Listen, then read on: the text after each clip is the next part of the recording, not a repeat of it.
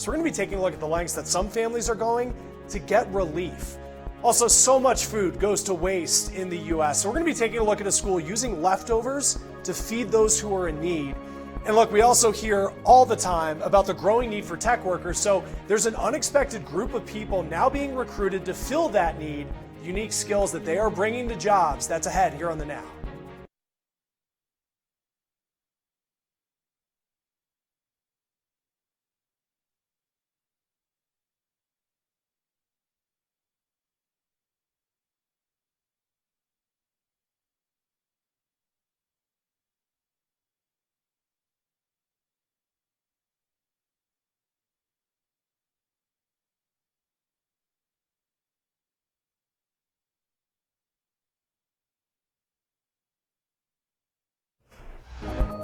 Good evening. A new proposal from Governor Gavin Newsom would possibly remove a sales tax that applies to feminine hygiene products and diapers, which categorizes the items as luxuries. The governor says getting rid of the tax would possibly help out millions of people across the state. The Now's Leslie Gooden spoke to a local women's group who says this proposal is a win for equality. This is a small step toward the ultimate goal, and progress is sometimes slow. Robin Walters, co-executive director for Women's March Kern County, says her goal is for gender equality, where women are not discriminated and taxed because of their gender. To the menstrual products, that's a luxury tax. Menstrual products can hardly be considered a luxury. We don't tax Viagra for that, so it's hard to say why we should tax menstrual products. The governor announced this week his support for two separate bills, which would eliminate all sale taxes on diapers and menstrual products. Deep agenda here, and I hope you're hearing it. An agenda on affordability, agenda on the cost crisis, and an agenda to support parents. However, in 2016, a similar bill was vetoed by Governor Jerry Brown, stating that it would cost the state too much. The tax exemptions are estimated to cost California about $55 million in lost revenue. Newsom says he attributes the menstrual sales tax change to Christina Garcia, Democrat Assembly member for Bell Gardens. Discussion hasn't been in vain. I've heard from young girls who tell me that they use socks and newspapers or that they miss school. I hear from women who tell me they just don't go to work when they can't afford these products, or they let their products in their bodies longer than they should and they end up sick out there. The other bill by Assemblywoman Lorena Gonzalez deals with eliminating the tax for diapers. This tax break will give the average family in California $100 to $120 per year per child. For The Now, Leslie Gooden, 23 ABC. And both bills will continue to move through the legislature until a state budget gets signed into law in June. Last month, the Kern County Sheriff's Office opened the Admission Evaluation and Stabilization Center at the Lerdo pretrial facility. Now officials say the center appears to be a success. The AES Center opened on April 23rd, and in that short time, officials say they have admitted 255 patients. The facility is the first of its kind in the state, operating as a triage for felony defendants who have been ruled as incompetent to stand trial. Officials can also determine if a person needs to be placed in a state hospital, returned to court, or be returned to custody. In its short time taking patients, 200 have already been discharged and 153 of them have been restored to competency. Officials also say that AES, which is operated by 5 program deputies and a sergeant, is the first competency program to be accredited under the standards of the Institute for Medical Quality. A new distribution center is being built out at Tejon Ranch, and officials say they're not quite ready to announce which company the center belongs to. Tejon officials posted a picture on Facebook showing the leveled ground for what they say is a 580,000 square foot building. Tejon also says 390,000 square feet of that space is already leased and will be ready soon. Last year, Tejon announced makeup giant L'Oreal would be moving to Tejon, creating at least 155 jobs, but officials would not say if L'Oreal was one of the companies involved in this project.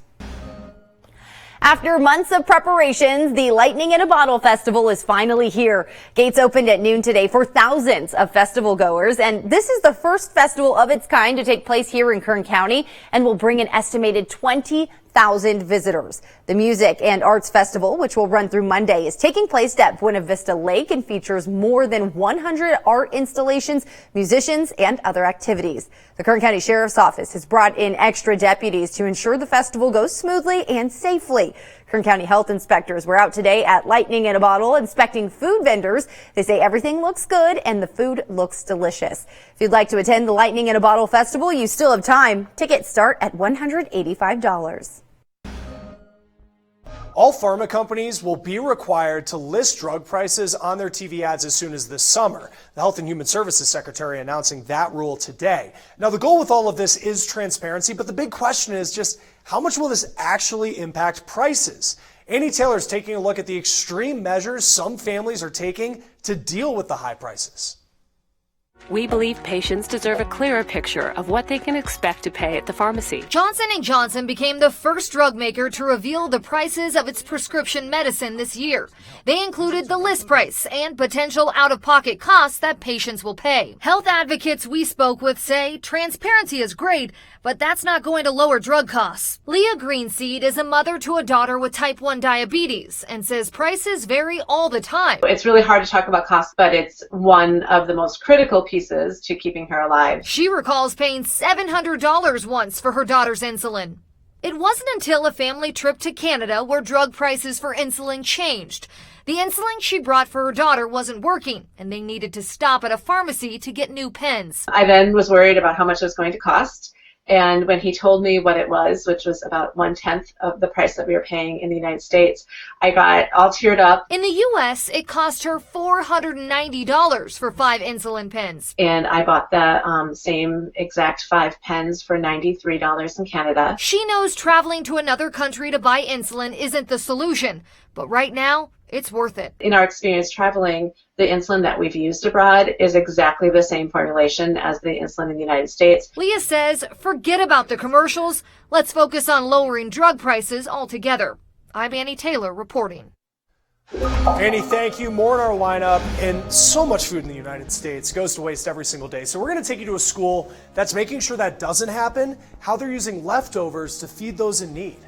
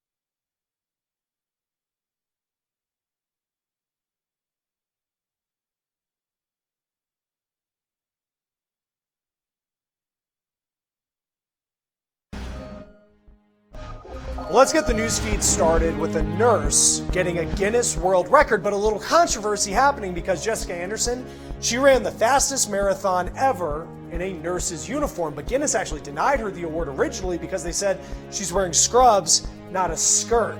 Well, now Guinness says she will be awarded that record, and they also are saying the rules were a bit outdated. The Tokyo Olympics just 15 months away, and organizers, they are having some financial trouble. They're looking to cut spending ahead of the games. See, the International Olympic Committee, they want less money spent because they have been criticized from time to time for using a little bit too much of taxpayer money. Now, those cuts, for example, may come in the form of, say, tents or storage areas for sailors. That's an example given by the Associated Press. Well, there is an insect that's really notorious for just ruining picnics in the summertime, and apparently it's smarter than we first thought, because the University of Michigan had a study that found wasps, mentally they can tell the difference in relationships, and scientists say it really was a thought to just be a key human trait for thousands of years. Well, Google going big with privacy as it rolls out new products and features during its annual conference. Google will now let you set times to automatically delete data it collects on you through searches, maps, and other web activity. It also rolled out a larger version of the Nest, which is a smart screen home device. Now, this one actually doubles as a security system with a built-in camera, but it gives users more control over disabling the camera and deleting recordings. Well, Google has also some new smartphones that are about half as expensive as other phones that are new to the market that have similar features. We're talking between $400 and $500 depending on the model. Now, a Google rep talked about the new augmented reality feature that you can use on any device when you do a Google search. So it can bring those 3D objects, say you're a student studying anatomy and you're trying to figure out how a muscle works, or you can bring that into your dorm room, you can bring that into your office wherever you're studying with augmented reality and actually be able to interact with that object and see what it is like in real life. Google also realizes some people need even less screen time, so it's adding a focus mode that lets you silence certain things like email and apps during certain times. Well, Instagram, now the latest social media site doing something about anti-vax information that's been posted online. Instagram announced that it'll have a pop-up warning when people search any term related to anti-vaccination. The message will have a warning and a link to information about vaccines. Now, Facebook said it is also not going to allow anti-vax groups and pages to advertise on its site. YouTube and Amazon are also cracking down on anti-vax content. Houchin Blood Bank is asking for your help tonight, looking for blood donations to help out a new mom who had complications following childbirth.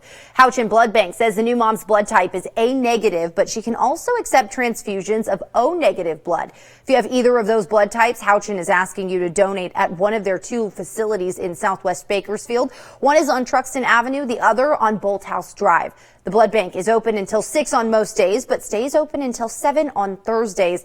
They say please consider coming out in honor of Mother's Day this weekend. Dress for Success has kicked off their spring clothing sale. At the sale, people can stock up on gently used brand name fashion, and not a single item costs more than $20. The Dress for Success sale is being held at their store on 17th Street between 10 a.m. and 5 p.m. from now through Saturday. All money raised helps fund women's empowerment programs here in Kern County. Give Big Kern wrapped up, and once again, Kern County has shown just how much human kindness is flowing in their veins by raising more than $400,000. Give Big Kern has been accepting donations online for weeks, but yesterday was the big day where everyone in Kern County was invited to step up and make a difference for more than 100 nonprofits. Organizers asked people to donate not just money, but also their time, and that's exactly what they did. Give Big Kern says they brought in a total of $403,000 from more than 2,700 donors. The organization that took home the lion's share of the donations was Marley's Mutts Dog Rescue with more than $55,000. Also making the top 10 list, Honor Flight, the Center for Sexuality and Gender Diversity, and Wounded Heroes Fund. Money will be distributed in the coming weeks. All right, let's take a live look at downtown Bakersfield. Gorgeous night. Man, the sunsets have been amazing all week, Allison, but we know that storm is lingering. Unfortunately, we are going to be seeing much different conditions from what we were seeing today as we head into the rest of your work week. But warm today, just slightly above seasonal right now, still in those low 80s here in Bakersfield. That is up 4 degrees from what we were feeling this time yesterday. Across California, looking at very calm conditions, mostly clear skies here in Kern County, maybe a few high thin clouds making their way into our mountain communities. But all in all, pretty nice day. But what we were tracking last night were those very strong winds as well as a fire that was burning up near Delano. Now that fire is at 100% containment, but some of that smoke did make its way into Kern County. That did bring some hazy conditions this afternoon, and we'll be seeing that in those overnight hours. So unfortunately tomorrow, air quality is going to be in the moderate range, at least for the first half of the day. But then we do have some changing weather on the way. We are tracking a low pressure system that is going to be making its way toward Kern County on Thursday, continuing on Friday, as well as in the early morning hours on Saturday. So this is going to be bringing some gusty winds at times, the chance for moderate to heavy rainfall as well as those thunderstorms. And we're going to be seeing those thunderstorm cells pushing into the county at around 3 o'clock tomorrow afternoon up in the Kern River Valley as well as in Ridgecrest. Then it's going to be making its way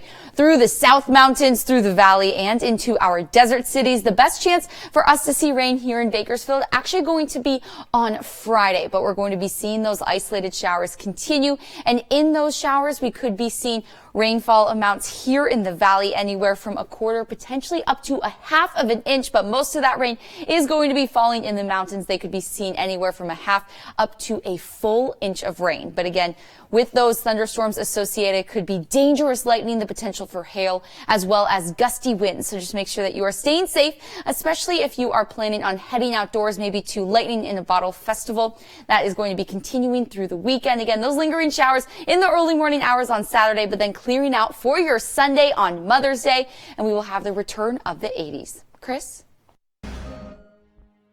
1 pound of food. According to the USDA, that is how much one person in the U.S. wastes every single day. So multiply that by hundreds of millions of people in America, and frankly, we could feed a small country with the amount of food that we throw into the trash. Well, the Now's Nicole Val shows us how one organization found a way to use those leftovers to feed those who need it most. I can do labels. Larry will put the starch in, which is rice. When you're part of this assembly line, A mixed veggie. Usually it's about 1.5 pounds of food. it's hard not to dig in.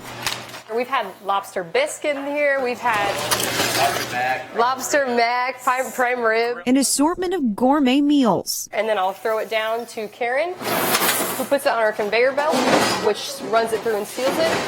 And although they may look like something you buy in a store, these meals aren't for sale.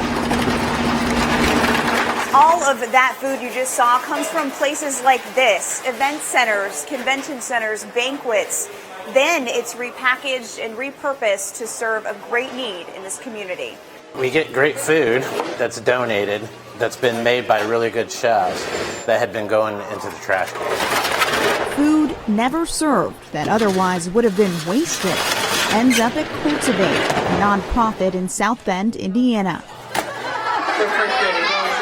Then these meals end up in the hands of those who desperately need it.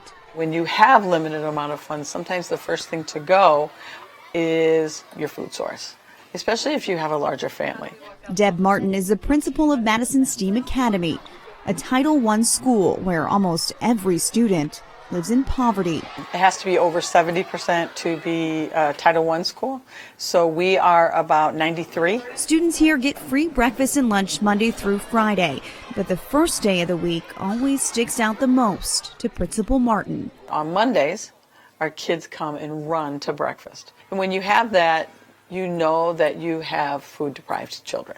Most weekends, Martin says she knows her students go without any food at all, but not anymore. We believe giving a child meals over the weekend will help their education, which is truly the only way out of poverty. Cultivate calls itself a food rescue group, Polish sausage. saving food people don't want and sending it home on Fridays, up to 6 meals, inside the backpacks of students that do.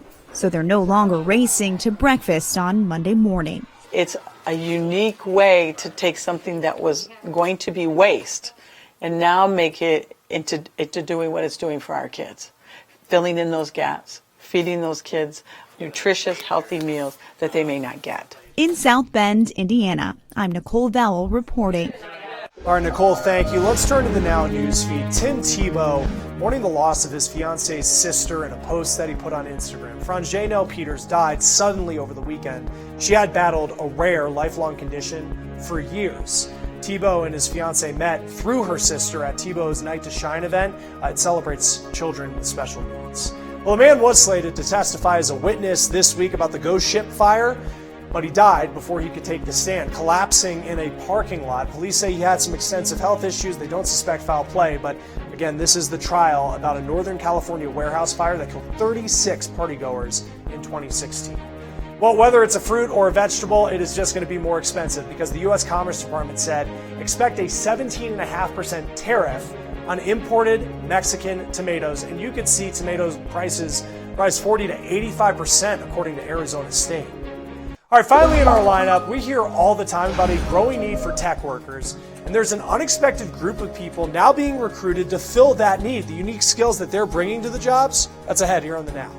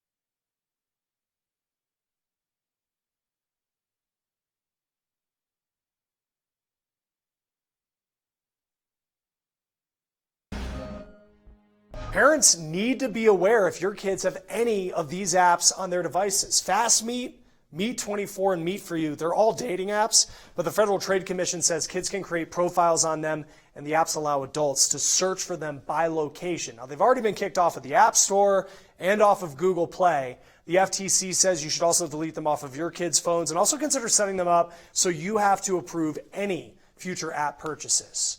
Well, there is one company who is looking for workers, but there's a requirement with that. They're specifically looking for workers with autism. Annie Taylor showing us the unique skills that they bring to the table. EY is just the latest tech company to start recruiting people with autism spectrum disorders.